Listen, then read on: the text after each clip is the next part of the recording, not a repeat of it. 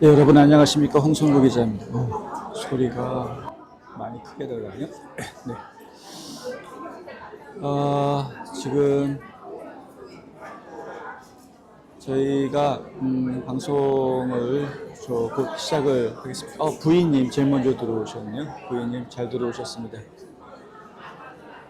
감사합니다. 네.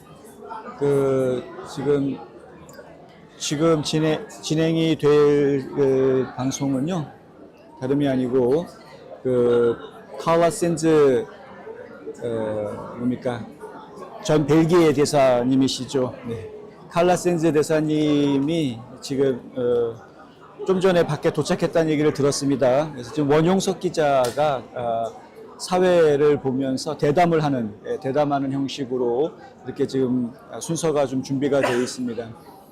기대해 주셔도 좋을 것 같습니다. 자, 이제 시작하나 봅니다. 지금 밖에 계신 분들도 빨리 들어와 주시고요.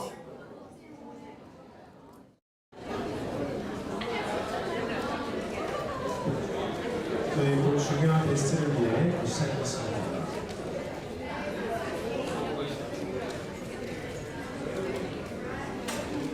자, 저희가 이번에 스페셜 호스트 그리고 패널 소개하기 전에 저희가 함께 연습을 하면 좋겠는데요. 다들 피곤하시죠? 여기 올라오실 때 저희 앞에 있는 성조기 태극기 들고 이렇게 박수 치시면서 올라오실 때 흔들어 주시면 좋겠습니다. 보시면 좋아하시겠죠? 그렇죠? 자, 네. 소개했습니다. 이 시간에 이제 토크 콘서트 하는 시간, 순간적으로 직접 레벨업 하고 우리의 브레인을 위한 페스티벌입니다. 호스트는 마이클 원, 전 미주중앙일보 사회정치 담당 기자이시고 라디오 코리아 보도국장도 역임하셨고 원용석의 진실정치 대표이십니다. 그리고 Ambassador Carla Sands, 트럼프 1기 덴마크 대사이시고 현재 AFPI 미국 우선 정책연구소에서 외교정책 담당 선임연구원으로 활동하고 계십니다. We want to give a warm welcome to our Ambassador Carla Sands. She is a current CEO and businesswoman. She was the former U.S. ambassador to Denmark under President Trump, first term. Currently the vice chair or the chair for policy.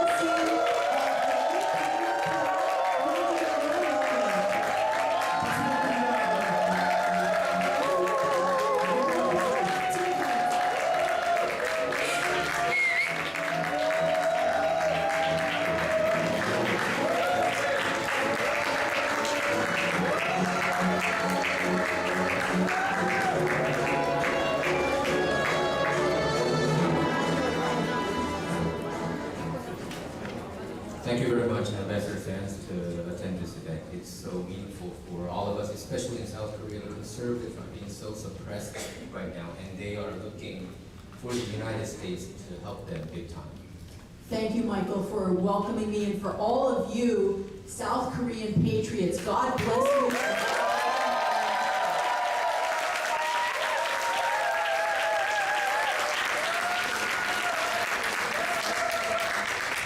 So, Ambassador Sands, we met in February when we talked about Lee Jae-myung and the far-left movement that's going on in South Korea. And you wrote a column in August, right before President Trump was having a meeting with Lee Jae-myung. What prompted you to write that column? Because I was worried that South Korea would be lost to the pressure of the Chinese Communist Party and the takeover by communism in your democracy. And before this meeting, about 10 days ago, Charlie Kirk passed away, and No, he didn't pass away. He was assassinated.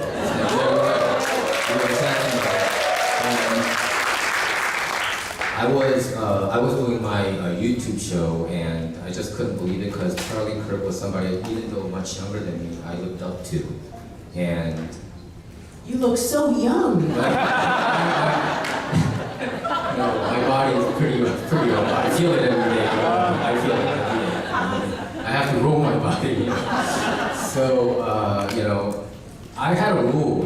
to never show my emotions, but I broke down, during my show because I really felt that he was a future president. Absolutely. Yeah. He was a future U.S. president. Yeah. Everyone thought so. Yeah. And so how should we learn from his life? Many South Koreans, you saw these vigils happening all over South Korea. What should we learn from his life, and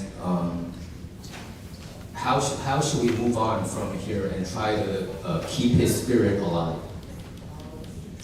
Michael, it's such an important question. This is such a shock to all of us who knew and loved Charlie Kirk, who met him or just watched him online or saw him speak to students. Charlie Kirk is the first Christian martyr in the history of the United States. Charlie Kirk is the first political assassination since 1968 in the United States. This is a turning point. To talk about his organization. It's a turning point for the United States and for the world. You saw the vigils all over the world. People's hearts yearn for freedom, but they're also yearning for God. He always talked about the Bible and quoted scripture to back up his arguments about freedom, about the Constitution, about the nature's laws, because they're God's laws. RFK Jr. talked at the memorial at the Kennedy Center last Sunday night, and he said his niece was packing to move to Europe to study, his 17-year-old niece. And she put a Bible in her suitcase. And her mom said, "Why are you putting a Bible in your suitcase?" And she said, "Mom, because I want to be like Charlie Kirk." Yes. I think what's so shocking about his death was we've never seen somebody so unapologetically Christian. No. Only people like Billy Graham, but not normal people, that aren't pastors. Charlie Kirk was not a pastor. And I think because among all the pundits out there, like we see Ben Shapiro or Benny Johnson, but the reason why I respected Charlie Kirk the most was he was just unapologetically Christian, and he would just throw Bible verses at you. And there was so much to learn from him, and there's nobody else like him, and he's one of a kind. Do you think we can see the next Charlie Kirk? What's your opinion on that? The next Charlie Kirk may be in this room right now.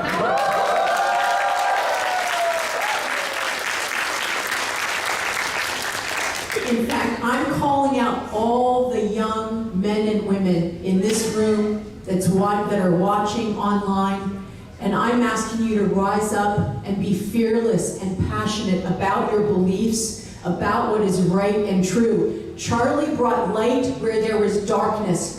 Charlie brought truth where there is falsehood. You be Charlie Kirk. Let's have 10,000, 10 million Charlie Kirks rise up. Let's do it.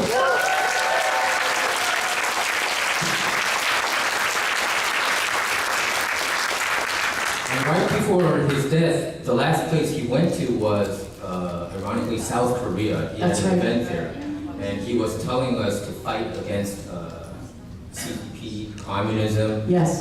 He went there on purpose. He knew the duress that your people are under in South Korea. He understood, and that's why he went. He understood the importance of spreading this, a foreign policy. It's not just about the U.S., it's about our friends too. So what should we do to keep his spirit alive? Is there specifics that you can advise us to do Yes. in the Korean American community? So it's important to go to church. It's important to worship. But he didn't speak in church. He took his message to the people, where the people are, just like Jesus did. He went where the people are. He was in the mountains and by the lake. So the rise of socialism, communism is something that most South Koreans are very worried about. And if you look at the Korean politics, they completely took over the whole system. The judiciary, the media, entertainment, everything, the presidency, parliament. In this kind of predicament situation that we're all facing in right now, that's why a lot of people are asking, that the United States should help more actively. When I see a lot of Korean Americans here, even the past couple of days, they all ask me, when is America gonna do something? And can you answer to that question? I sympathize with you.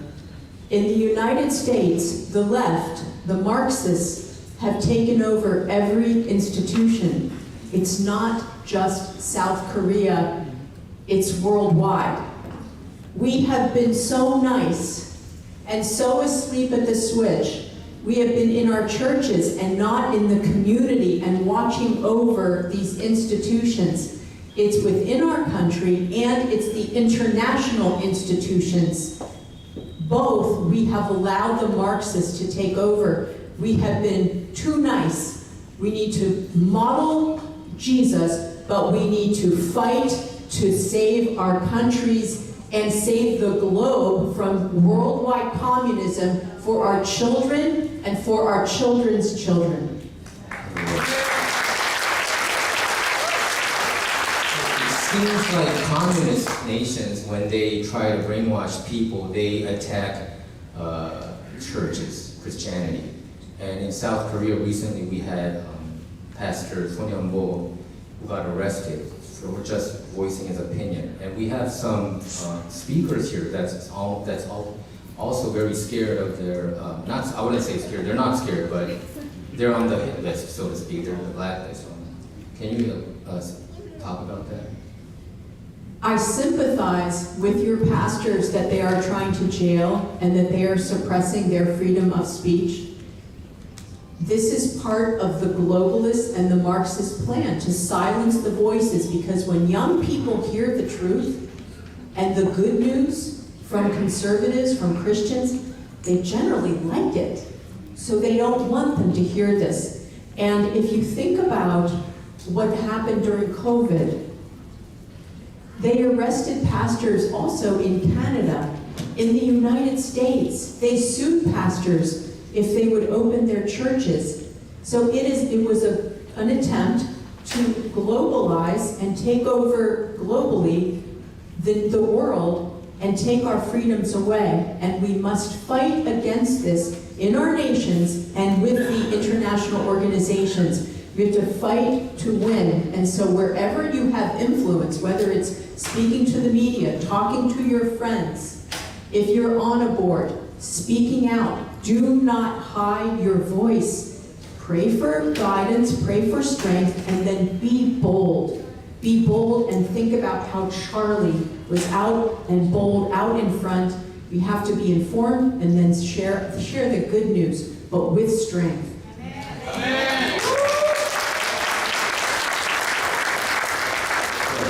Under the Biden administration, I felt that way too. We couldn't voice our opinion. YouTube was suppressing a lot of conservatives. They banned President Trump from Twitter. Do you remember? They banned him from Facebook. They took him down and silenced a sitting U.S. president's voice, and these were American companies. Do you think if President Trump would not have come back, that it would have been at a point of no return, that America would have probably become a socialist nation as well? If President Trump had not won, if Kamala Harris was president today, I'm not sure we would be safe to meet here today openly.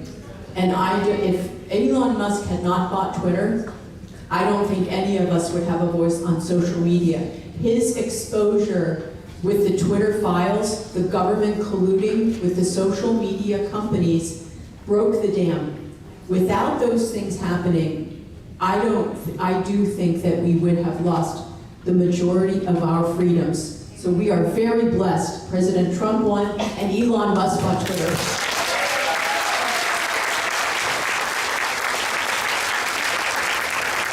So do you think the same thing can happen in South Korea, that the conservatives can rally around and beat what's happening right now in South Korea against socialism and communism?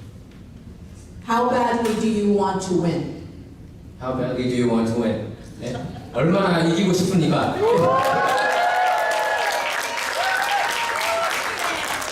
Do not forget, Donald Trump is a rich man, a billionaire. The left tried to put him in prison for 700 years. The left tried to bankrupt him. The left tried to imprison his children. The left tried to take his companies away from him. The left raided his home. A former US president, unprecedented. They have no bounds. You have to fight, and it will not be easy. But pray and then fight, fight, fight.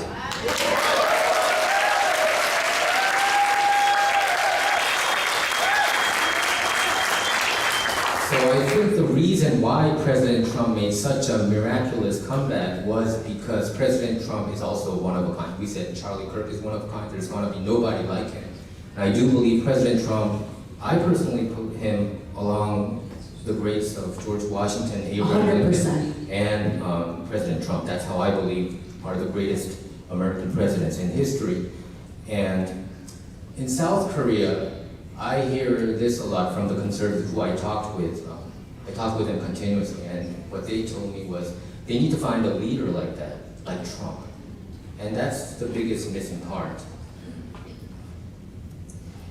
God gives his anointing to the willing. Just say to him, Lord, call me. I believe if you will pray every morning that the Lord shows you his perfect will for you, if you live in his will, every day there will be an incremental step. We can all be Charlie Kirk with our abilities. God gave each one of you gifts.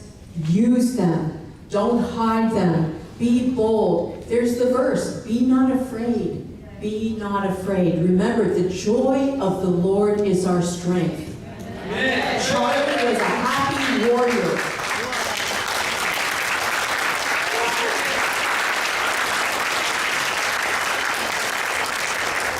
So I wanted to ask you, do you see some parallels between what has been going on in the United States and now we're pretty happy here? The conservatives are happy since Trump They better not get sloppy and lazy while they're happy, because anger drives politics in the U.S. Not happy. So we don't want to lose the midterms. But still, we Republicans have the House and the Senate, both chambers, and also the judiciary in the U.S. Supreme Court 6-3. Some judges. Some judges, yeah. So, so do you see the similarities? What's going on in South Korea? It seems like they're under Biden. They're, while they're being under Lee Jae-myung, it's pretty much what we went through the past 4 years. And do you have any good advice and encouraging words for our audience here and also for all the viewers out there? We got through the dark days of the Biden administration with hope and working hard and organizing and trying to clean up the elections and fighting for fair elections that are not dirty elections. And we're still working on that. We're suing in the court to clean up voter rolls. We're suing so that, we're trying to do a new census so that illegal immigrants aren't counted in these districts, which would be very helpful. So if you will use every legal means available to you, turn over every stone for every advantage, because the left is, every day, they are working hard to defeat you in your country, just like here. The organization doesn't change. It's the same worldwide. And so one of the most questions that people asked me was, how come President Trump and the Republican Party align and help more of the People Power Party, the Conservative Party in South Korea? Why aren't, how come the United States doesn't voice out their support for the Conservative Party in South Korea? Can you elaborate? Sometimes the government doesn't understand everything that's happening in a party. So it's important to write about it if parties are compromised. If the CCP has control of a party, the government should be told, the US government, so that the diplomats in the White House understand the situation. They don't always know until sometime down the road. information isn't always communicated instantaneously. So it's important to talk about it in the media, but also reporting, if you're a diplomat, reporting that out. And Ambassador Sands, I know that you were very much interested about the voter fraud issue. And President Trump still talks about it, that the 2020 election was rigged. I personally believe that it was rigged, especially during the swing states, when they stopped the vote count and et cetera, and like issues with Smartmatic and Dominion and issues about that. So South Korea has also, the conservatives have been raising these issues about voter fraud, rampant voter fraud, and election integrity issues. But these people, like pretty much all the people around here, I think we believe voter fraud did happen. It has been happening for Korea for quite a while. But we are labeled like conspiracy theorists. You know, all the things that President Trump. So were we. So how can we overcome it? I believe that the only way that this can be uncovered, because the judiciary system is completely compromised in South Korea. The Constitutional Court, the Supreme Court, they're all compromised. And they go hand in hand with the National Election Committee in South Korea. So a lot of South Koreans, we believe the only way for this to be completely wide open is for the United States to be involved, because there's an angle of United States too. There was some reports that back in 2020 in Phoenix, Arizona, that there was a Korean airline that was full with Biden ballots. And there was also reports by the Reuters in 2021 that China was involved in making fake driver's licenses, like 18,000 driver's licenses. And one of the countries that was also might have been involved was South Korea. And can you elaborate on that? So I knew about the Chinese-made fake driver's licenses to be able to vote in the 2020 election. I did not know about the South Korean driver's licenses to also help steal the 2020 election, but I did know about the postman. There was a post office driver, and he had boxes of ballots in the back of his postman's, truck.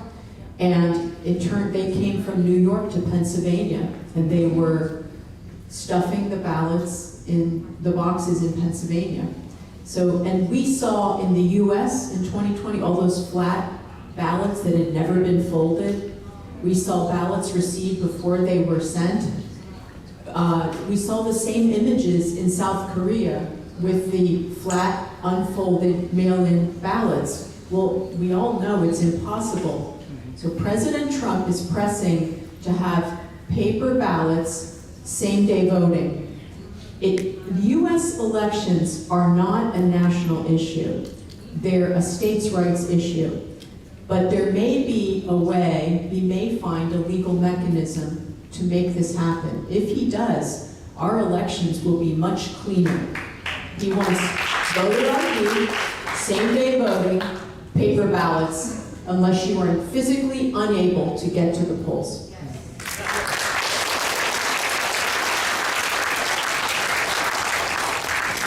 So, President Donald Trump, he does know about these issues. I'm wondering, I think Tulsi Gabbard, DNI Director Tulsi Gabbard, last month, she mentioned about these election integrity issues.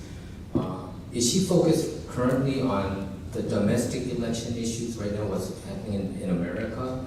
Or is she also trying to uncover what has been happening about nations that has been very fishy, so to speak, like CCP or Venezuela, or these nations that have been, I think Venezuela, they actually made Smartmatic there. Is President Trump focusing on the international election as well? That's what I want to ask you. So I don't know what he focuses on principally, but I know he's aware of what's happened in South Korea, in Venezuela, in the different countries where the left has control of the elections and the elections aren't clean. Every country gets a rating for how clean the elections are.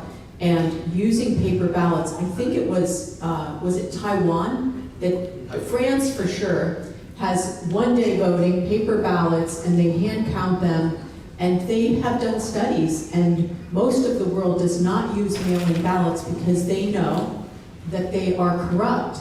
And that was found when they did studies into this, and that's why most of the EU, I think maybe all of the EU, does paper ballots and doesn't use machines. I don't believe most of the countries in the EU use machines. So how do we clean our elections? We get rid of those machines and we go to paper ballots. And for polling, 85% of the Americans, so this is across the board, they want clean elections. Both sides of the aisle, Democrat and Republican, they want clean elections. So this is a winning issue.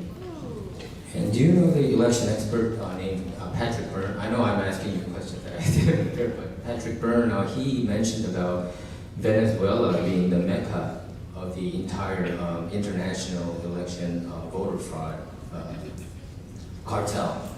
And according to him, that Venezuela has been, so Smartmatic has been made by Venezuela, and they were involved in 73 nations and has been tampering with the results for the past 20 years. Have you ever heard of these kind of reports? I haven't focused on Patrick Byrne and his work, but I have read a little bit about it. And there's only so much you can study and be an expert in, but I think that there is concern about these machines, especially when usually the password is left 1, 2, 3, 4, and we can see the tampering, whether it's South Korea ballots where the boxes have been tampered, the machines opened and tampered. We've seen the video, both U.S. and South Korea, with them going in and messing with the memory sticks. So there's all kinds of things that people that want to cheat can do, and the conservatives have been so nice. We've just let it happen. So we have to stop it. So you fight, fight, fight.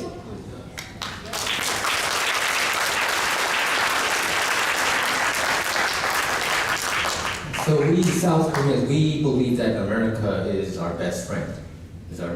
We agree. And what I heard last night, I heard something shocking. He was an Israeli lobbyist.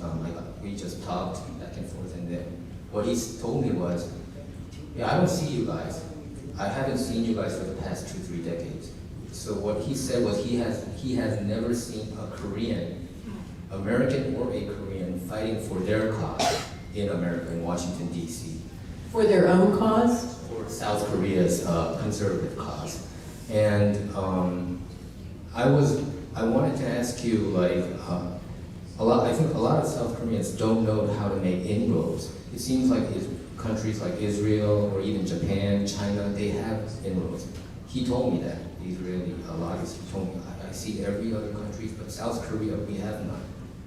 And it was kind of shocking for me to hear that. Ambassador, have you not seen any South Korean people who are fighting for South Korean cause?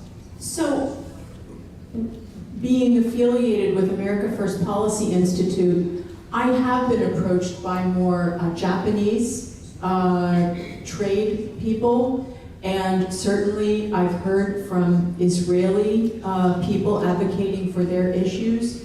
But I'm happy to say that this group and Jisang and so many of the leadership, Michael, have been very active. So, but kind of on the outside. So I think there is more connectivity that could be achieved.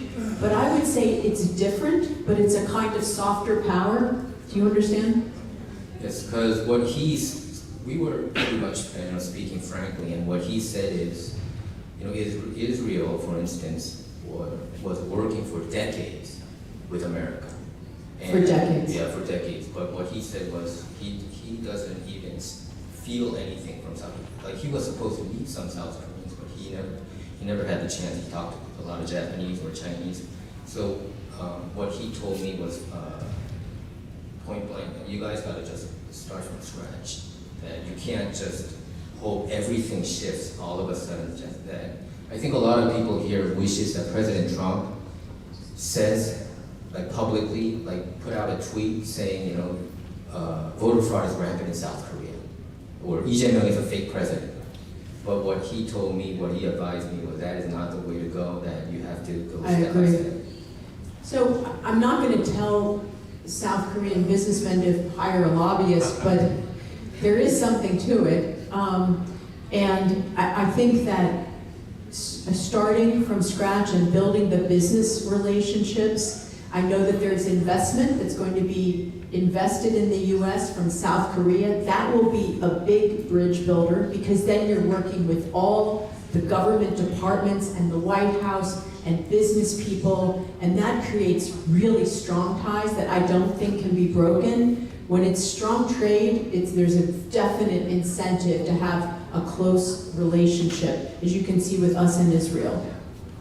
I think one of the biggest reasons why in South Korea we don't have any inroads is because all the media in South Korea, like 조선일보, 중앙일보, 동아일보, KBS, MBC, SBS, all these major networks, and even the Chongpyeon channel, like TV Joseon, they're all or JTBC, on a minute basis, they're so busy bashing Trump. I can honestly say they're busy bashing Trump or anything Republican, anything conservative. It has been happening for decades. I mean, How did they like George Bush? I don't think they liked him that much. I think they're more pro-Democrat all the time, more pro-Bill Typical Clinton. leftist media, right? Yeah, and the problem is because the mainstream media here on the States, they are so left-wing, with New York Times, WAPO, CNN, ABC, NBC, CBS, they're so heavily, I mean, you've never seen a major newspaper ever endorse a Republican Party. Like Washington Post never endorsed a Republican presidential candidate. Although they didn't endorse Kamala Harris That's in the true, last right. election. So there is something happening, there is a shift changing, because President Trump is holding these media companies to the law. And there's a law for US broadcasters. They have to be a public service or to the public good. So when they start bashing and saying untrue things, think of The View, if you've ever seen it, or Jimmy Kimmel, who was just, certainly suspended, and I don't know how his future will go with the channels, but when you see what happens, because they're holding them accountable, and we have someone at the FCC named Brandon Carr, who is going to hold them to the law and not let people cheat. So in South Korea, if you have a position of power, hold everyone, not just the left, but hold everyone to the law. And then you can begin to stop the cheating, stop whatever they're doing that is unfair or illegal or, say, unethical. And I think the corporations in South Korea is also brainwashed because of the media, like Hyundai, Kia. We have these huge, big corporations like LG, Samsung. And if you look at the donor direction, it's like 97% it was Kamala over Trump. And I think this is a huge problem. I do see the lobbying happen on the other side, Democratic side. I think it's probably in a way that they're probably more diligent than us. I just don't know. I mean, is there any advice that you want to give all of us, every single one of us? Well, Michael, you just said it. Why aren't we being diligent? Where are our lobbyists in our companies on, the lobbyists lobbying the conservatives? Let's make those relationships. If you're a young person and you're working for a company, start that. Start working on that. Let's build those bridges and build those ties, because we know that conservative ideas lead to prosperity, and communism leads to devastation, it leads to confiscation, it leads to poverty, and it leads to over 100 million people being killed, assassinated under communism. Look at Venezuela. Venezuela was the richest country in South America, and what happened? The socialists took over, and now look at Venezuela. It's devastated. No good company wants to invest there. It's not safe. You don't want to become Venezuela. We don't want to become Venezuela. Venezuela is where we were heading under Joe Biden and then Kamala Harris. South Korea could be on the same path. Don't let it happen. Fight against it. Say, determine you will not become Venezuela.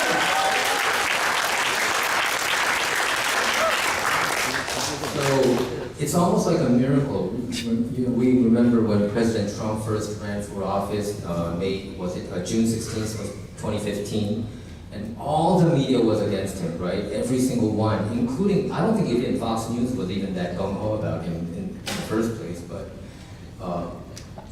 how do you think Trumpism took over America? What even with all the media and the establishment and the big tech so against President Trump, what was his power to convince American people to go with him? Well, first of all, let's not forget, President Trump was an outsider. He was a billionaire from Queens. He has an accent. He's not one of the fancy people. He was a celebrity. He had the most popular television show on TV. And he was a builder, he was a brand maker, he was an entrepreneur, a serial entrepreneur, so a unique person. But we don't all have to be Donald Trump to be leaders. What his secret sauce was, is he cared about the people. The great middle class in America. When I was a kid, a dad could work a job, one job, and afford to buy a house, get married, raise a family, and send the kids to school and take a vacation every year. One salary. Today, both the husband and wife are working. They're both probably working in a fulfillment center or somewhere that doesn't have upward mobility. They're probably renting or in an apartment, and they're struggling just to make ends meet every month.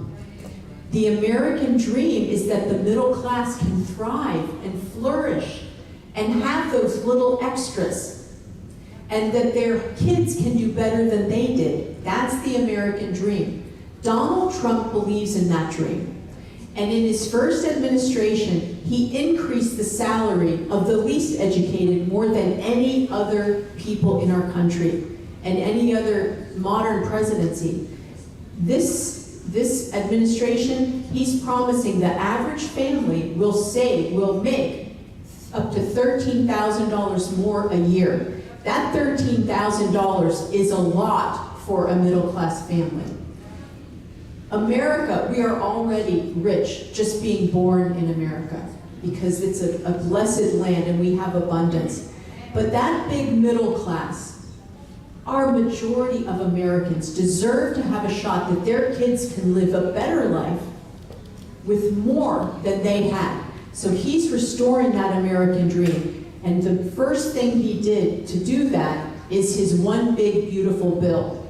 Tax reform, regulation decreasing, special carve-outs so that if you're old or you're getting tips, you're working overtime in your job, you don't have to pay taxes. So he is fighting so that the middle class can do better. South Korea needs a leader that can do the same thing for your middle class.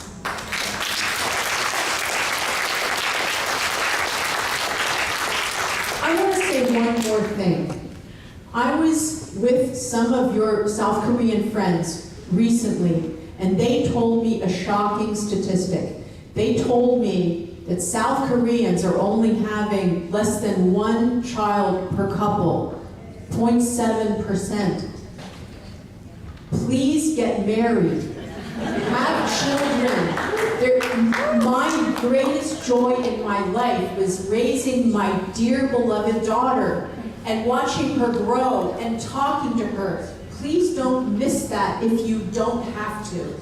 Now, some people, God calls you to a different calling. But if you can, don't only focus on your career. Marry, have a family. It is the greatest and most fulfilling.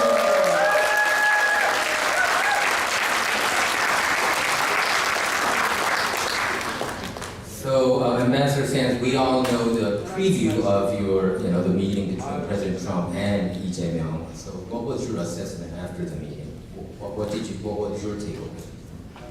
Well, my take was it was a good meeting. President Trump spoke frankly to your leader, and he said, I hear there's some attack on Christians, some problems with the churches. You went into my base, the American base, you did some stuff. A oppression, loss of freedom of speech. Well, your leader kind of tacked him on, right? Tacked him along, and then said other things in the South Korean press. It's not our leader. Yep. No. You may feel like he's illegitimate, but this is the leader that President Trump has to deal with every day in your country.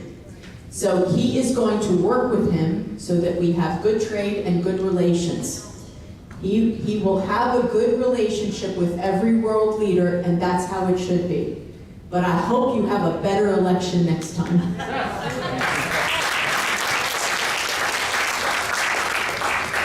I think the frustration sits with a lot of South Koreans here because we are so worried about, like we already talked about, the election integrity issue with voter fraud so rampant. How can we even overcome this? I know President Trump used that too big to rig.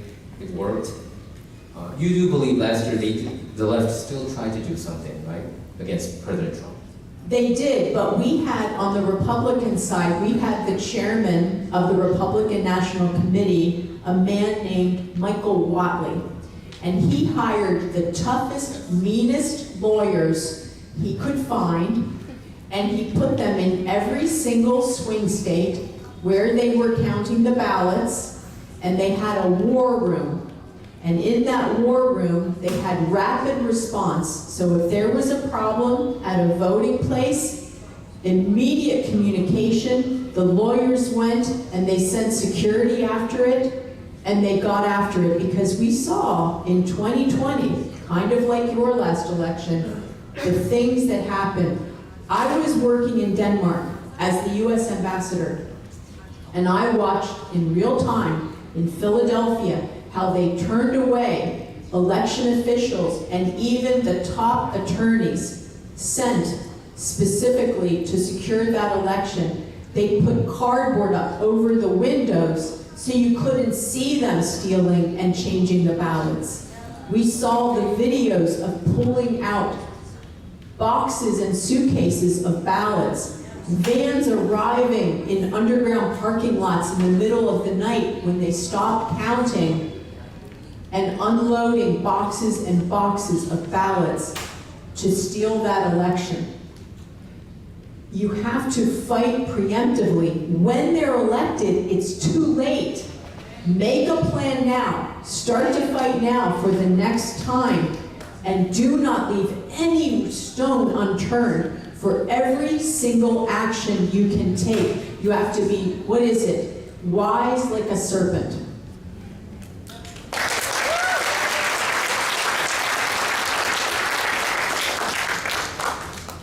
So when President Trump put out that words on his Truth Social about purge and revolution, what do you think he meant by revolution? Do you think he was saying that there's a left-wing revolution? What was your thought when he used those terms? Were you surprised by it when he used it? It took a lot of us by surprise, because President Trump never mentioned it about South Korea, and all of a sudden he threw that, and then he also said that we can't even do business with this kind of nation because they were raiding churches, arresting pastors. You know, I don't know what's happening behind closed doors at the White House regarding this situation. I don't know what's happening diplomatically, but President Trump is aware of what is going on, certainly. And the more you can highlight what is going on, bring it to light, don't leave anything in the dark. When they're doing illegal activity, expose it. Expose what the government is doing, the oppression of Christians, of the churches, free speech, deplatforming YouTubers or people on other social media platforms. So fight for every single thing. There's nothing too small to highlight it and try to bring it to the attention of not just the United States, but every good nation that you have a relationship with. Because there can be diplomatic pressure from other democracies as well. It shouldn't just be the US. Sync up with Japanese conservatives, people in the region that think like you do. Become a larger bloc and you'll have a bigger voice You can regionalize issues. So I think if it wasn't for President Trump, even Americans would not have been alerted about China. President Trump talked about it even like decades ago that we have to slap tariffs to China. We can't just let this slide by. All the manufacturing jobs are being lost to China. Right now as we speak, do you think President Trump's tariff policy is working against China? Well, first of all, I want to talk about the China issue. So I talked about the great middle class in America and how they're not doing as well now as they did when I was a young woman. It was because of those bad trade deals and because the government, the federal US government and the state governments encouraged business owners to send those jobs and those factories to Asia. It was Korea, Taiwan, and then it was China, like over the decades. And I saw the trade deals. The New York Times would publish a lot of information about the trade deals 30 years ago, and I was horrified. And that is the reason that our middle class hollowed out and our towns emptied out, because those factories went away. They went ultimately to China.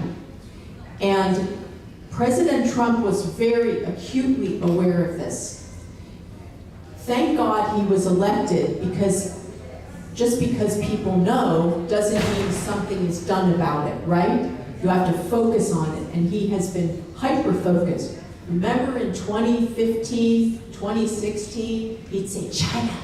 And people would laugh, but they started to understand, because the average person did not know. The tariffs are working. I don't know what the Supreme Court is going to do, because now they're being challenged. But President Trump is trying to end the Ukraine-Russia war. And the way he wants to do it is put pressure on Putin, because China's funding his war. They're aiding Russia. If China stopped funding and aiding Russia today, the war would stop tomorrow. So President Trump has asked the EU, please put 100% tariffs on China and India until it stops. He said, if you do it, we'll do it, and then the war ends. So yes, that's a good step.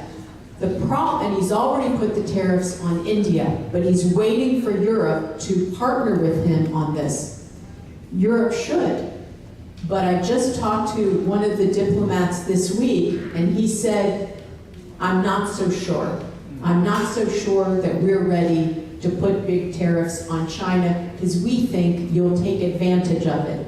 No, he just wants to end the war. And you do believe that President Trump can essentially end the war? I don't think the United States can end the war alone, no. I think we need our partners to put more pressure. The American people do not want to fund this war. We do not want our blood and treasure going to Ukraine. This is an old regional conflict. It's not our war. It's Europe's war. Even among the MAGA movement, so I talk with a lot of them, and you know, MAGA people have differences of opinion. And regarding Ukraine, I think a lot of people have been mentioning what happened in 2014 during the Euromaidan situation, that Ukraine used to be a pro-Russia government, but under Obama, by using CIA tactics or what have you, brought down the pro-Russia government, and then it brought this chaos and legitimized Putin to attack. And not just that, I heard it from another diplomat who said the Trump-Russia collusion thing also angered Putin, and we also have like a Ukrainian ambassador diplomats who wrote columns on Washington Post and other mainstream sources about Russia colluding with Trump, and this also triggered the war. What's your thought on that? Can you believe what the US government was doing around the world when the USAID was exposed? Americans are so ashamed and appalled at what our government and our tax dollars was funding. Overthrowing governments? What? Victoria Nuland, if any of you saw what she did and heard her words. Yes, they installed a puppet and took down the pro-Russian leadership in Ukraine. Yes, the blood is on their hands. I think, and Ukraine is always ranked like one of the most corrupt nations in the It's world. still one of the most corrupt. But now the media is kind of portraying them like one of our biggest allies. And so should we root for Ukraine more or Russia more? Yeah, this is a big question. So when I was serving in Denmark, Ukrainians were voted the sexiest people in the world. I'm serious. You know, I don't know. I think that we need to have a good relationship with every nation, but nations should not be invading other nations. But I also know, and I'm not pro-Russia, but I will tell you, the Russian people are great people. Just like the Chinese people, not the CCP, the Chinese people are great people. They deserve to have a great government that cares about them and doesn't oppress them and disappear them and kill them and incarcerate them. So, you know, I think that if China or Russia was on our southern border, we would do something. And so I think that what they did in 2014, and then the threat of NATO welcoming Ukraine, I mean, we wouldn't allow an enemy alliance on our border. So I don't, you know, I don't side with Russia, but I will say I do understand their concern about having an enemy, a perceived enemy on their border. They didn't like it. It was like pushing Putin around, like what are you gonna do about it? It was like the NATO egging him. Maybe they wanted another forever war. They, you know, some companies make a lot of money with those forever wars, right? And so I want to talk a little bit about the pandemic situation because President Trump raised those issues about even Operation Warp Speed. President Trump always prided about how he, when we were so oppressed by these lockdowns. I'm from California, so I felt it, and I even considered leaving California because of that, because they were mandating vaccine, and I dodged all of those, and gladly I'm not vaccinated. God bless you. Yeah, so it's Dr. Fauci and even the pushing these vaccines, and we see a lot of these vaccine injuries, like for instance, my former boss, editor-in-chief, he passed away after getting his second Moderna. My friend's mom took the second Moderna shot and passed away the next week. And I thought President Trump would not touch this because he thought that it was one of his political assets. So, you know, the Operation Warp Speed to come up with his vaccine within 8-9 months. I do give him credit that because of the vaccines, it did open up our economy. But I think there has been a lot of unintended or quote-unquote intended consequences. What say you? This is so unbelievable. RFK Jr. wrote a book about Dr. Fauci, and it sounds as if Joe Biden did not sign Dr. Fauci's pardon, the preemptive pardon. So I think that we should have hearings, and it looks like he lied. I saw his email that he sent where he, you know, was lying, and it looks like he was benefiting. He's a rich man, but he's been a public servant. How's that happen? So I'm very, what a blessing RFK Jr. is the head of HHS. I can't even tell you how encouraged I am. He also loves the people. They just passed, I think today, a ruling that the COVID shot is not recommended. Hallelujah, the COVID shot's not recommended. It's unbelievable what they did to the world. This was an attempt by globalist organizations, the World Economic Forum, the WHO, to create global communism. That's why they locked everybody down. This was like a bad flu that hit really old people. And in America, rather than doing what they did in India, giving things like ivermectin and inexpensive, what's that? Hydroxychloroquine. And hydroxychloroquine, rather than giving prophylactics, they banned the prophylactics and used very expensive, the so-called vaccines, not really vaccines, right? They're not. They change your RNA and your DNA, but and then using expensive remdesivir, which the nickname is remdesivir, as you know, and then putting people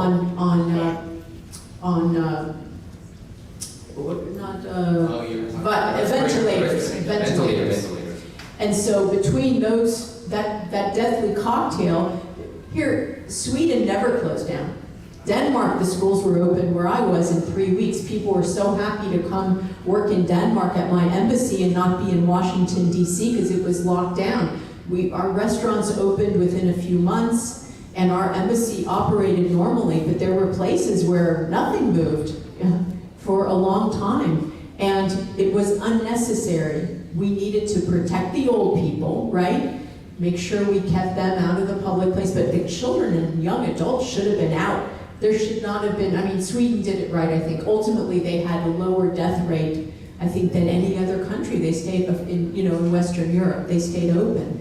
So it was, I believe, an attempt to take every liberty that we have away from us. And that's why we must not sign on to the WHO agreement that they have a right to police your country and to put you, in a place if you don't comply and to force you to have a vaccine of any kind. That's a violation of your personal body, your temple. And we must make sure that we do not comply and that we defeat this globalist agenda, because this would be life living under Chinese communist regime worldwide. And the Chinese Communist Party has control of the WHO. It's run by a guy named Tedros. He is their man at the WHO, even though the US government has, before President Trump, sent about $500 million a year to the WHO. China contributes historically 40-50 million a year.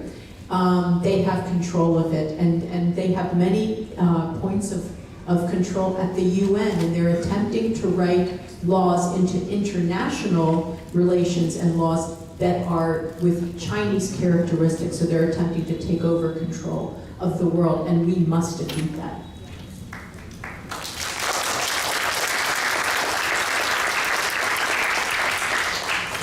WHO, because of their pressure, a lot of South Koreans also felt pressure to be vaccinated, and I have a lot of friends who are suffering from these vaccine injuries. But we go back to CCP, how influential they were on WHO, even though America gave them more money.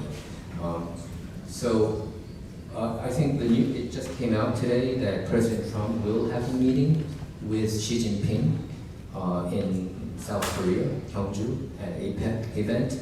What's your thought on that? What do you predict would come out of it? Well, first of all, I'm very happy that President Trump is meeting with Prime Minister or Premier Xi. What's that? Dictator? Yes? No, he is. But I'm glad they're meeting, because he has to deal with the leader that's in place. And he has a good relationship with him, as he should. They just got a deal done, I think, in TikTok. So all you young people that are on TikTok, it's going to be a safer TikTok in the US. Well, that's good. But I'd like to see our TikTok like Chinese TikTok, which is educational and expands our horizons and helps our young people be successful. Mm-hmm. I think one of the dangers about TikTok is, President Trump talked about, because if it wasn't for TikTok, I wouldn't have won the youth votes. I think it did help President Trump, but also I think a lot of youth were corrupted by these transgenderism, a lot of these LGBTQ plus indoctrination.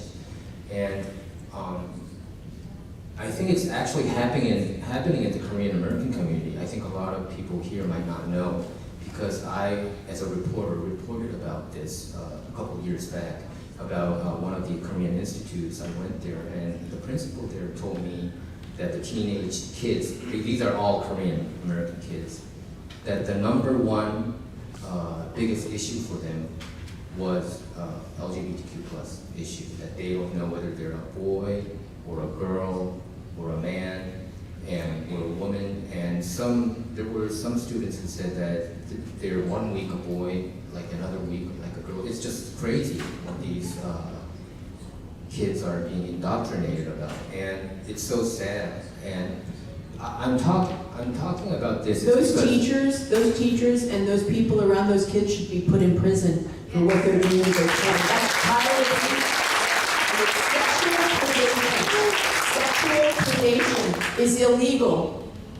I'm talking about this is because I think the danger is out there. You see a lot of transgenders having this hatred towards specifically Christians, and that's what I think happened to Charlie Kirk, the great Charlie Kirk. Tyler Robinson, apparently his boyfriend was transitioning into a girl, and this individual was completely into like furry culture. I mean, this is another odd situation that most of the parents don't know about. So I worry about this. This isn't just one single case. We had another Texas that's also a transgender towards Many Christian shooters. hate crime. So this is hate crime, in my opinion. Can you touch upon this, and how can we solve this problem? Because I do think that this is getting bigger and bigger, this issue. This is like end of empire stuff, right? Do you remember how corrupt it was at the end of the Roman Empire, the end of the Greek Empire? You know, very, very strange and loose, and a lot of sexual weird stuff went on. This is when civilizations are so rich and they turn their back on God, and they've got all this free time. You know the old saying? I mean, it is an old saying, but idle hands are the devil's workshop.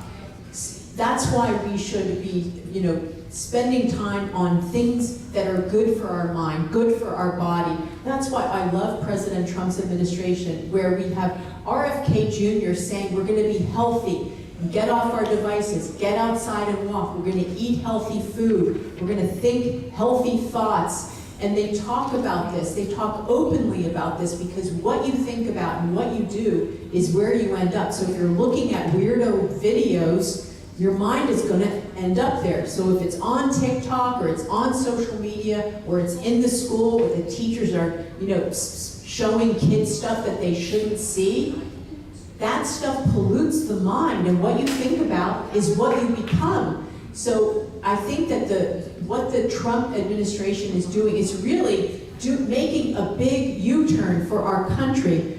RFK Jr. said not that long ago to me, our country, in order to save it, must have a spiritual revival.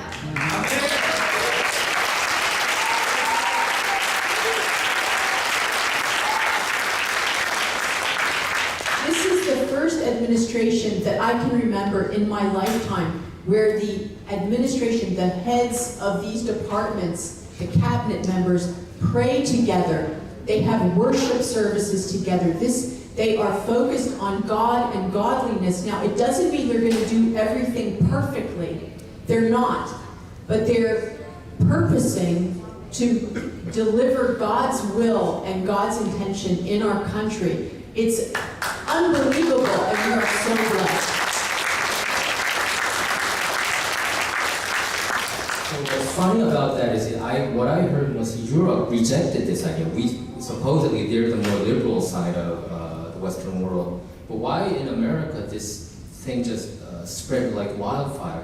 A lot of parents didn't even know about it, and a lot of Korean American parents didn't know about it up until the pandemic, when they got to see what they're learning. The textbooks, the sex education books, how they engage in like same-sex acts, and it's just Porn in schools. They put porn in our schools.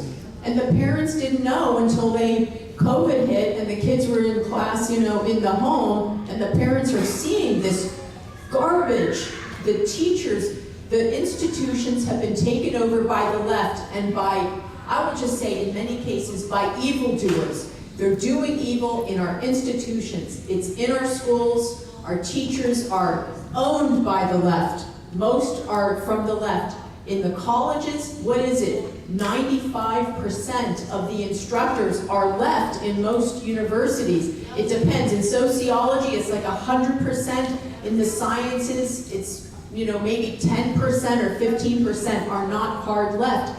And these are Marxists. They are determined to turn the children into little communist revolutionaries and overthrow the United States government, the great hope for the world for freedom. So we have to fight back. President Trump and Linda McMahon, his education secretary, are working on this. But it is a generational fight.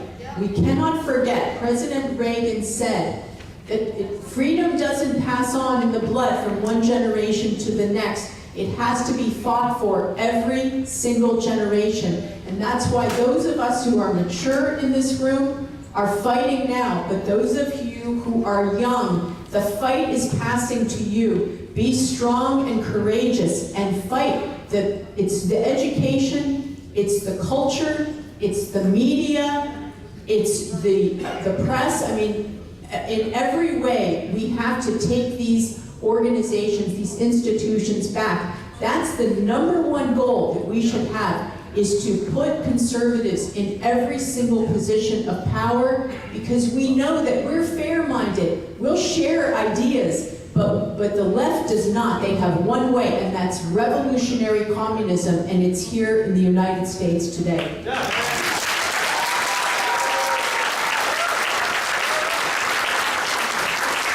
So what that principal told me was 30% of her students were all LGBTQ+. They're confused because they've been brainwashed. Kids don't know anything. They have, Rush Limbaugh used to say, they are young skulls full of mush. They don't know right from wrong. We teach them right from wrong. We teach them godly ways and that God made man and made woman. President Trump knows this, your president knows this, and your prime minister, so we have to make sure we hold our leaders accountable. Exactly. But the sad part is none of the parents know it. The parents don't know it. I mean, because she promised to the students that she wouldn't. So I think there's going to be a huge reckoning among the Korean American family. I think it very much worries me. Ambassador Sands, I wanted to ask you about globalism. Globalism, it sounds good.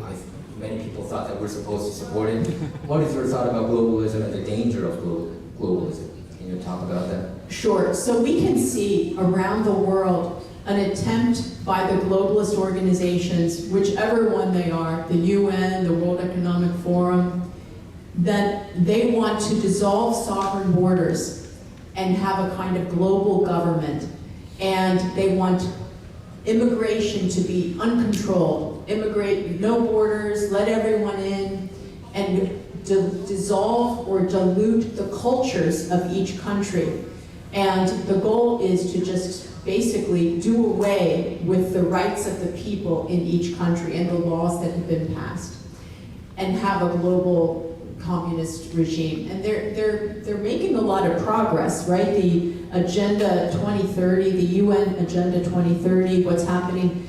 When you see the fires in the Pacific Palisades and Gavin Newsom saying, we're going to put low-income housing in the Pacific Palisades, one of the most beautiful and expensive places to live in the world, that is Agenda 2030. They don't want any safe neighborhoods. They want low-income housing in every neighborhood. It's part of the agenda.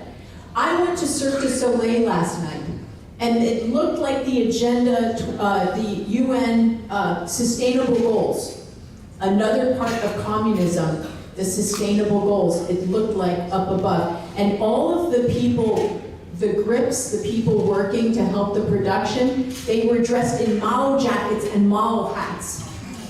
It's out of Quebec, Canada, but clearly this is an implementation of just more images of globalism so that we can accept it. And we have to protect our cultures, our beautiful culture. The beautiful culture of South Korea is precious. Fight for it, preserve it, celebrate it. Yes, every country deserves to have that and to have it preserved. You should not import foreign workers. Have have babies, grow your economy internally if you can. It's a much better way than bringing people in that don't share your culture and your values. We are facing this today in the United States, but the UK, Sweden, they are really suffering. France, Belgium, Germany, those countries are being overridden and they're losing their culture, and the government is not protecting the citizens from people that don't share their values. So I think it's important.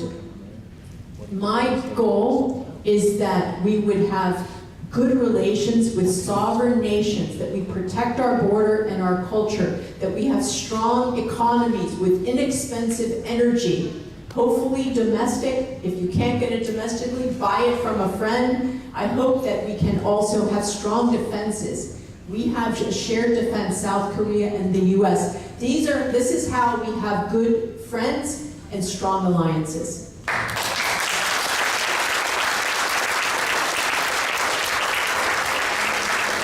This is going to be my last question, and then we're going to open the floor to questions from the audience.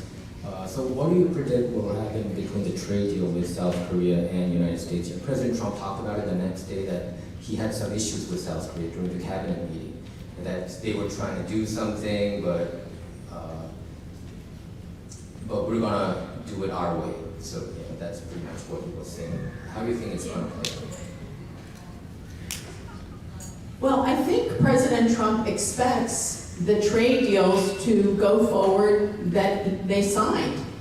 And I think that they were not fully formed, but I think they were in a sort of working progress, right? It takes a long time to really get the nitty-gritty details worked out. I mean, all the countries of the world, we're renegotiating our trade to get fair trade. The United States has been like the country that laid on its back and said, walk all over me while we do trade.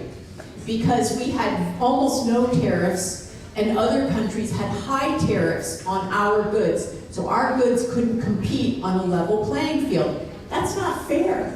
So President Trump said that's another reason our working people in the United States aren't flourishing, why jobs left, because we couldn't compete. Because we are at fault. The United States, we made bad trade deals. So now he's making good trade deals. I think he will get to a good place with South Korea. I think we will probably build ships with South Korean companies right here in the United States. I suspect we will make steel with great South Korean companies right here in the United States. We don't want steel dumped in our country. We're not going to take transshipped steel that's been dumped either.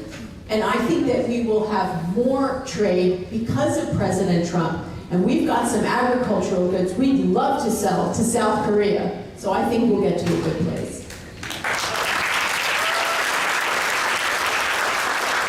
Everyone, let's go and give another big round of applause.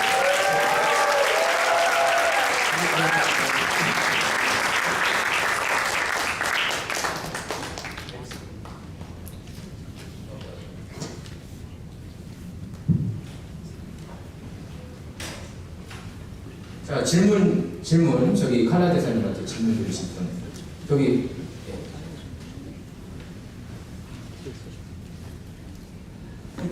Both of you, I enjoy your conversation. Thanks so much, Mr. Carla Spencer, for being with us today. And I want to recall the term you mentioned already that President Trump talked to the face of Jeremy and Persian Revolution. My question is very simple, and the answers may be more deep. But I want to mention about ahead of that one. You may know that the Persian Revolution is ideology and thoughts of the communism, and is their strategy and action of the communists. Now those things will be happening in Korea and going on. President Trump knows that one. So that is not just communism's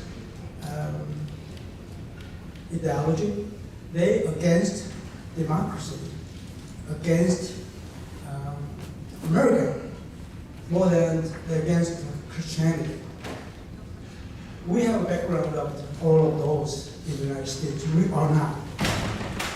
In this stage, we have responsibility in America and Korea because we are both countries have allies. We cannot stand by standard that their job, their works. This we have to remember both of them. In that case, you mentioned about are you support President Trump to take care of it, and overcome that one, and overthrow that comes to regime in Korea. Lee Jae-myung is definitely, he is communist, he is socialist, he will be totalitarian. He hates America, he pro-Chinese. This is true. What should we do? That, how about you? Thank you for the question. You know, we had the same problem here. President Obama and Obama's third term, President Biden, were very anti-Christian. And they were arresting their opponents, and they persecuted them through the IRS, through the courts. Look at what they did to grandmothers on January 6th that just walked into the Capitol innocently, didn't touch a thing, and walked out, or people that were even nearby and never went in. They persecuted them, put them in a terrible prison, took away their rights to see a lawyer for a time. The left does this. Your country, if he does do what you're saying he'll do, because we do know he's on the left, will suffer, just as we suffered in the United States, but we fought and we organized and we worked diligently to make a better future, a brighter future. South Korea is not over. South Korea can be a great, free country again.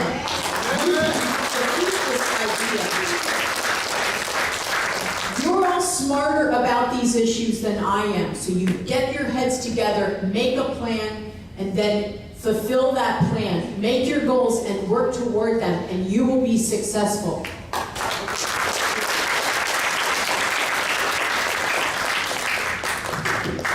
질문.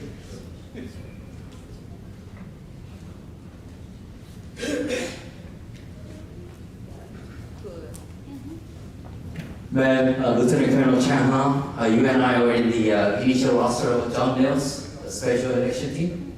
Anyway, my question is, what if from the Apex meeting, it's coming October, she and Mr. Trump or President Trump, everything so went well, okay? Hey buddy, good to see you, and he made a great deal out of meeting, right?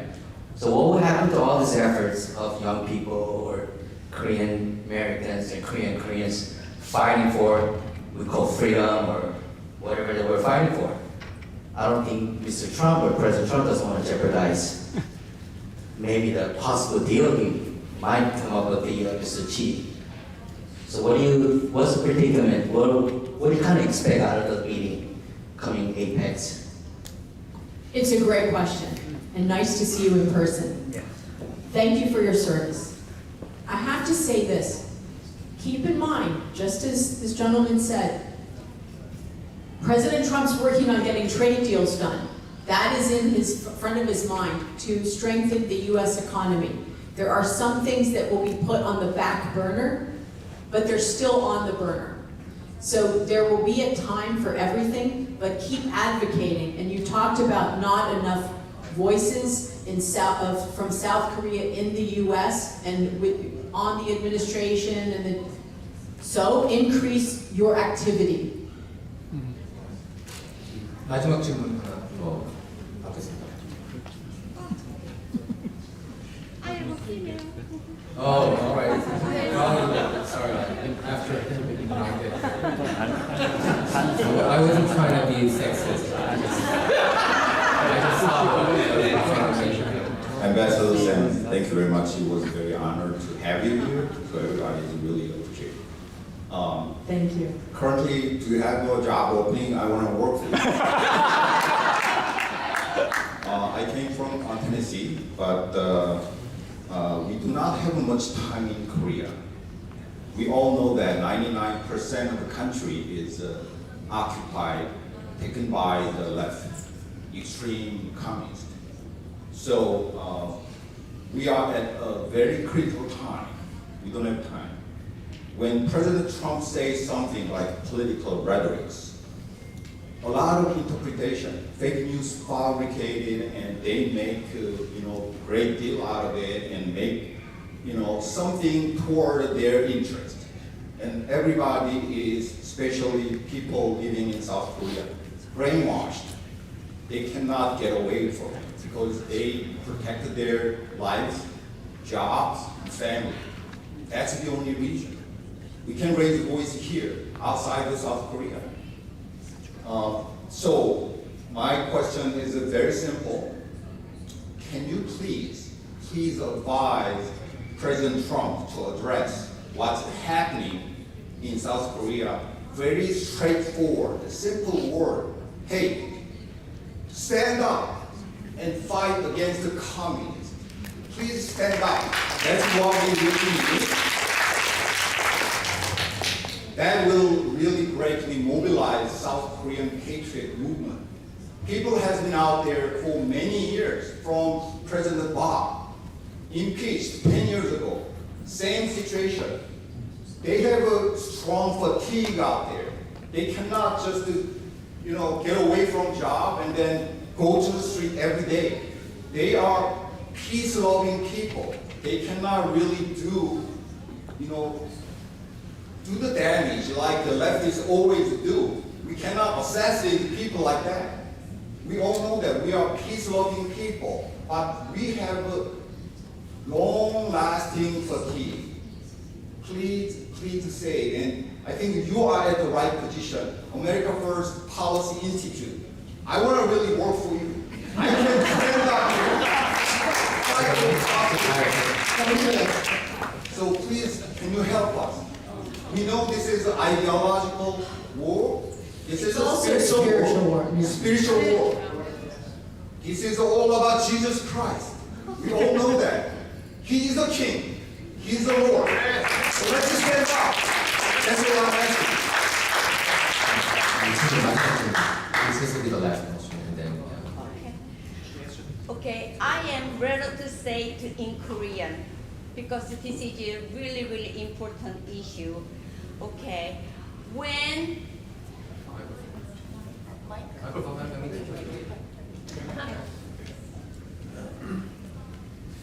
this is so important question or issue for my life. As I'm here, so I can speak English good. When I get a little bit emotionally, I get not good in English. So I would rather to say speak in Korean. So would you mind, Mr. Michael Won, can you help me out? Sometimes I got blocked. My first question is, you don't have to answer to me all my questions as long as, no, okay. So when, okay, I'm sorry. Okay, so just a couple minutes. So I'm sorry. I'm 이분 뒤에 나가셔야 되기 때문에 여기에서 마무리하도록 하겠습니다.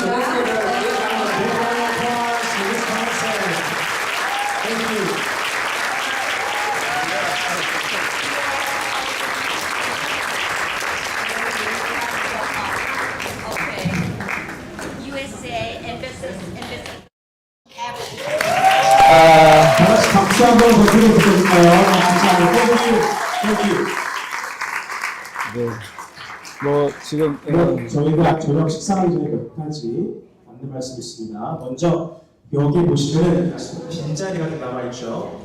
저희 주변에 메릴랜드나 버지니아에 사시는 분들에 한해서 전화를 드려서 친구들에게 현장 등록 가능하니까 우리 전화기 선생님 보러 오시라고 다들 연락 부탁드립니다. 네, 그리고 저희 한글 트랜스레이터 통역 쓰신 분들 다 저기 앞으로 저기 왼쪽 앞에 갖다 주시면 감사하겠습니다. 저희가 그래야지 내일까지 다시 팩트 소독해서 갖다 줄 수 있고요. 자, 그리고 한 가지 더 요청이 왔는데요. 다시 저희가 광고가 나겠지만 내일 아침에 프로테스트 하는 거 8시 15분에 호텔에서 만나서 버스를 타고 디스트가 출발합니다. 근데 이거는 저희와 함께 연관이 있는 게 아니고요. 같이 다른 단체와 하는 걸로 꼭 아시면 좋겠습니다. 자, 그리고 저녁 식사는 다시 지금부터 7시까지 하겠습니다. 감사합니다. 여기 통역 디바이스를 거기 앞으로 갖다 주세요. 감사합니다.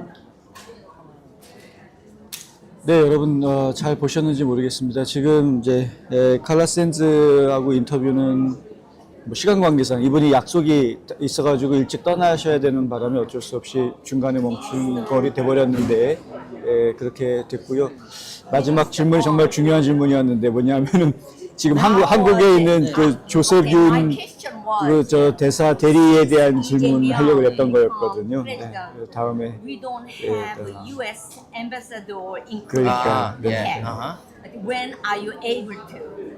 Okay, and then also anti-America is more like by current government who is under the Lee Jae-myung.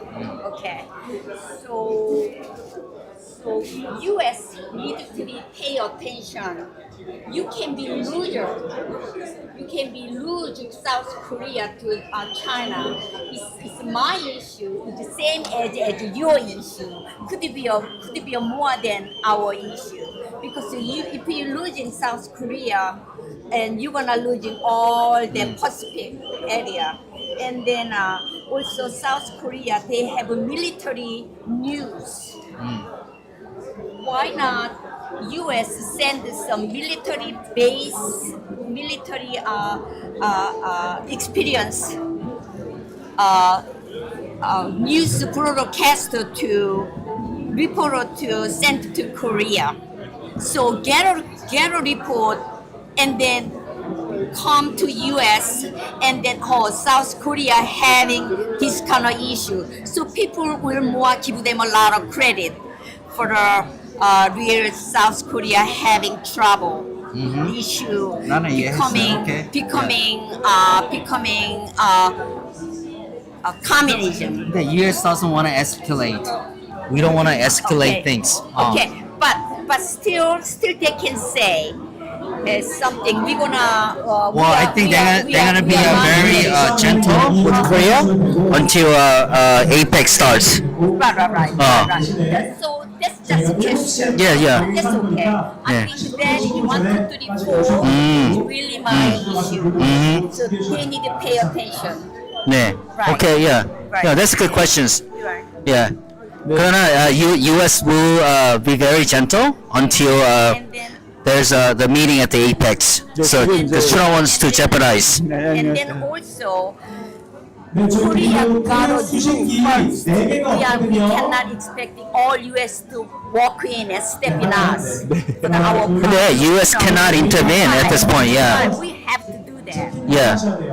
We have to working on our issue.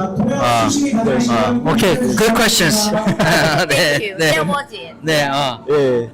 자, 뭐 지금 방금 들으신 대로 지금 미국이 지금 이제 어떻게든 한국 상황에 개입을 해야 되는 것 아니냐. 이제 미군이 쓰는 AFKN이라는 방송도 있고 한데, 그러니까 이제 미군이 어떤 방법으로든 한국 상황에 개입해야 되는 거 아니냐 이런 얘기를 하신 거고요. 거기에 대해서 우리 함중정님 대답은 이렇습니다. 네. 그러니까 지금 제가 이 샌드 여자 대사분을 제가 국제 상호 감시단 이제 처음에 들어갔을 때 이분도 같이 들어가 있었어요. 그래서 이제 우리가 문자 주고받고 했는데 이때 이분은 이제 former ambassador to Denmark, 그다음에 vintage capital CEO인데 지금은 이제 special advisor to Mr. President Trump. 이제 그렇게 됐거든요. 근데 이제 지금 오늘 발언을 보니까 굉장히 발언을 모든 걸 조심하고 안타 이재명 사람들은 안타 이재명으로 모였는데 지금 거기에 대한 발언이 전혀 없어요. 그러니까 내가 보기에는 지금 에이펙스 미팅도 해야 되고 그 다음에 지금 현대나 모든 그런 그 한국 그런 회사들하고의 연결된 그 문제가 있기 때문에 어떤 자기의 발언이 트럼프에 해가 되지 않게 지금 조심해서 그냥 이 미국 안에 있는 그런 이슈들만 좀 얘기를 하셔서 무슨 뜻인지 저는 이해를 했어요. 이분이 왜냐면 because of whatever her comments, she doesn't want to escalate other issues. 그렇죠. 그런 걸 느꼈는데 어쨌든 뭐 by the book answer를 해줬는데 뭐 감동적인 건 없었고 나는 너무 근데 이제 우리가 질문을 좀 세게 했어야 되는데 이 앵커가 질문을 사람들이 듣고자 하는 질문을 안 하셨네. 아까 저기 사모님 같이 Who's the next ambassador 그런 거 물어봤어야 되는데 Who's the next ambassador? 이 엠바서더 앵커가 아나운서 하시는 분이 너무 젠틀하게 질문을 조금 우리가 원하는 질문 안 하셨어요. 예, 잘하겠습니다. 여러분 지금 들으신 대로고요. 지금 저희가 사실은 오늘 칼라 샌즈한테서는 많은 기대를 하긴 했었어요. 왜냐하면은 지금 트럼프 대통령하고 워낙 직접적으로 영향을 주실 수 있는 위치에 있기 때문에 기대를 많이 했었는데 뭐 안타깝지만 그나마 그래도 지금 현재 미국 행정부의 입장이 이런 거구나라고 느낄 수 있는 그런 시간이었던 것 같습니다. 한 2시간 정도 쉬었다가요. 전한길 선생님의 강연 때 저희가 다시 생중계로 돌아오도록 하겠습니다. 잠시 뒤에 또 다시